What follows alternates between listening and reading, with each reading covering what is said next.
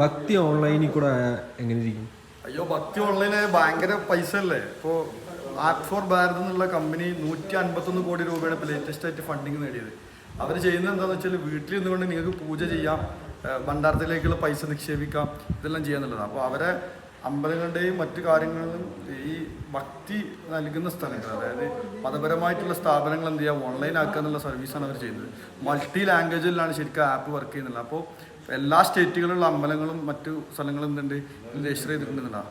അപ്പോൾ ഭക്തി ഓൺലൈൻ ആയാലും വീട്ടിൽ നിന്നിട്ടുണ്ടെങ്കിൽ എന്ത് ചെയ്യാം, നമുക്ക് ആരാധിക്കാൻ, നമുക്ക് ഇഷ്ടപ്പെട്ട ദൈവങ്ങളെ ആരാധിച്ച് അവരെ ആരാധിക്കാൻ എന്നുള്ളതിന് ഏറ്റവും നല്ല ഓപ്ഷനാണ്. അപ്പോൾ കാലം മാറുന്നതിന് വെച്ചിട്ട് ടെക്നോളജി മാറുമ്പോൾ നമ്മളെ മറ്റു ആരാധനാ കാര്യങ്ങൾ മാറുന്നതിന് തെളിവാണ് ഇതൊക്കെ.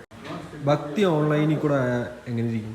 അയ്യോ, ഭക്തി ഓൺലൈന് ഭയങ്കര പൈസ അല്ലേ. ഇപ്പോൾ ആർട്ട് ഫോർ ഭാരത് എന്നുള്ള കമ്പനി 151 കോടി രൂപയാണ് ഇപ്പോൾ ലേറ്റസ്റ്റ് ആയിട്ട് ഫണ്ടിങ് നേടിയത്.